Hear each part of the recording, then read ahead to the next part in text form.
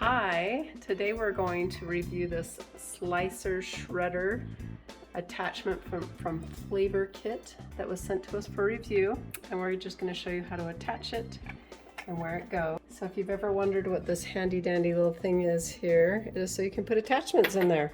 I don't know if you can see, but it's a little square section there, and then this is a square shape here as well, so it's going to lock into place. And there's also a little indent right here. So this should lock in. You want to make sure that gets in there nice and square, and then this will screw back into it, and this little part here should lock right into it to hold it in place.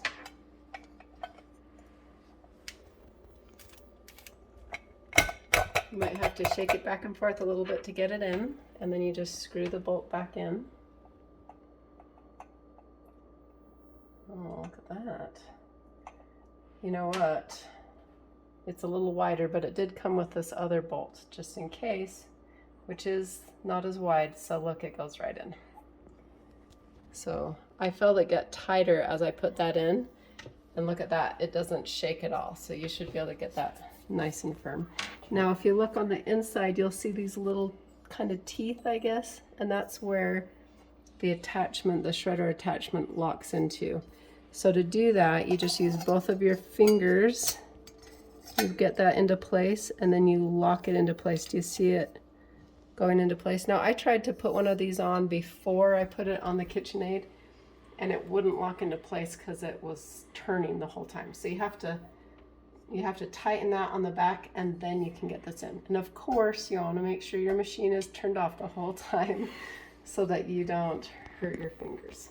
Okay, so this blade is called the Coarse shredding blade, and it is suggested use is for cabbage, zucchini, potatoes, cheese, if you want to make shredded cheese. Of course, you could shred anything that your heart desires. You just want to make sure that it fits in here, and you can cut the vegetables or whatever you're shredding into pieces that fit in there. All right, you ready? Here we go. So that's going on low speed. Let's see how it cuts on low speed. And then you don't ever want to use your hands to push this. You always want to use this pushing thing so that you don't. All right, so it's doing, wow, that's going pretty fast. All right, let's see if we.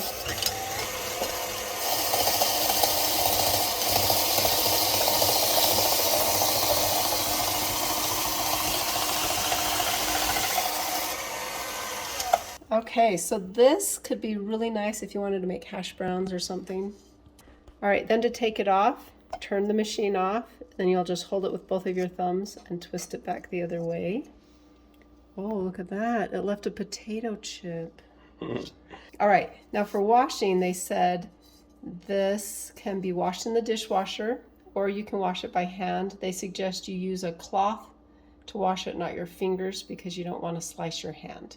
I would actually recommend you wash it by hand with a cloth, because dishwashers are known for dulling blades. So if you want it to last longer, just wash it by hand with a cloth and then make sure it dries really well so it stays in optimal condition.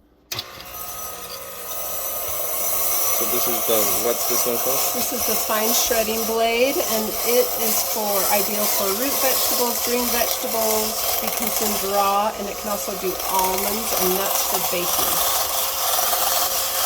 I guess you could also do cheese if you wanted really like finely Parmesan grated cheese. Yeah. All right, and here's the slicer.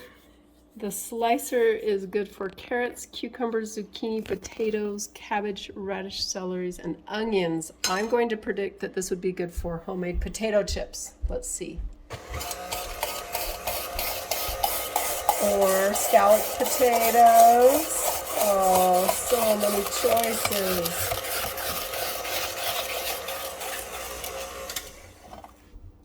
Okay, this was so easy to use. You saw us learning how to use it in front of you. I did read the instructions first so that I kind of had a head start of knowing what would be safe and everything, and it was perfect. The instructions are short, it's easy to use, and really fast. It's going to really cut down on any kind of prep work you have to do.